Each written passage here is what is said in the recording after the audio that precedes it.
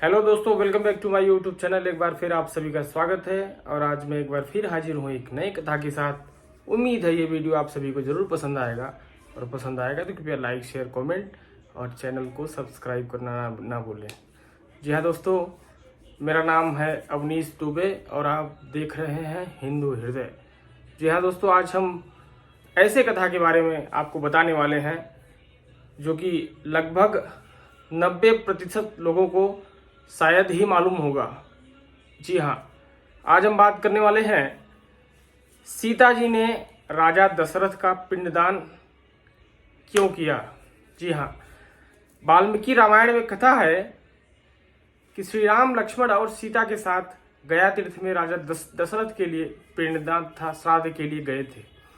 श्राद्ध का सामान जुटाने के लिए श्री राम और लक्ष्मण का एक माणिक्य की अंगूठी बेचने के लिए बाजार चले गए।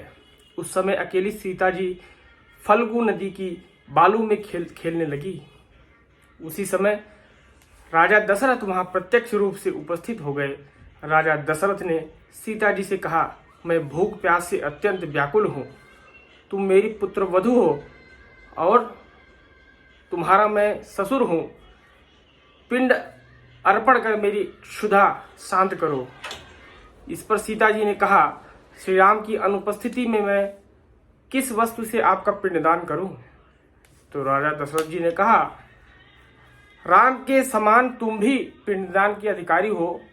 मन में किसी भी प्रकार का संशय न रखकर इस फल्गु नदी, तुलसी आदि किसी को भी साक्षी मानकर तुम पिंडदान कर सकती हो।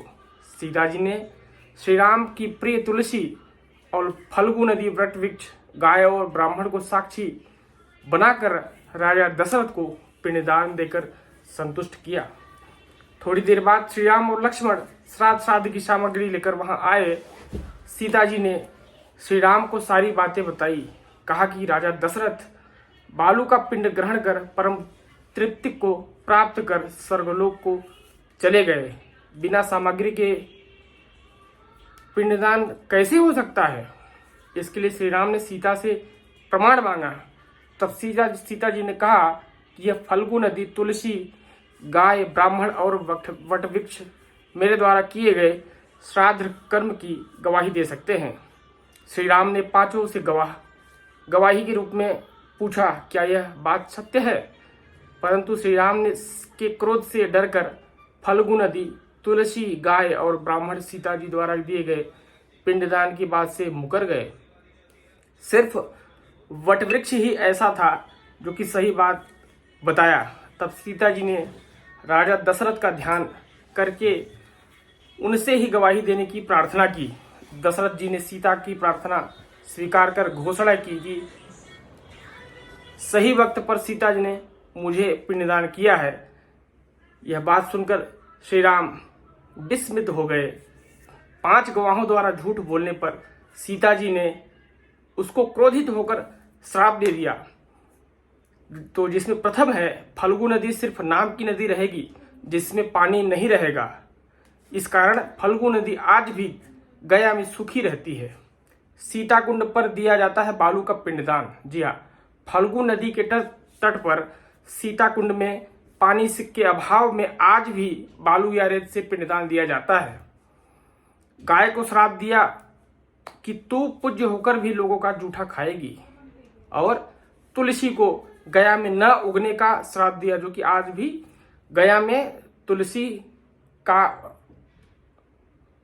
उगना आज भी प्रारंभ नहीं हुआ है। ब्राह्मण से कहा कि तुम कभी संतुष्ट नहीं हो पाओगे, वस्तुओं और अधिक पाने की लालसा तुम में हमेशा लगी रहेगी।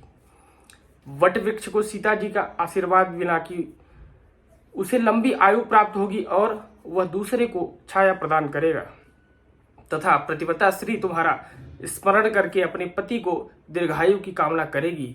यह वट वृक्ष गया में अक्षय वट के नाम से आज भी जाना जाता है। उम्मीद है ये कथा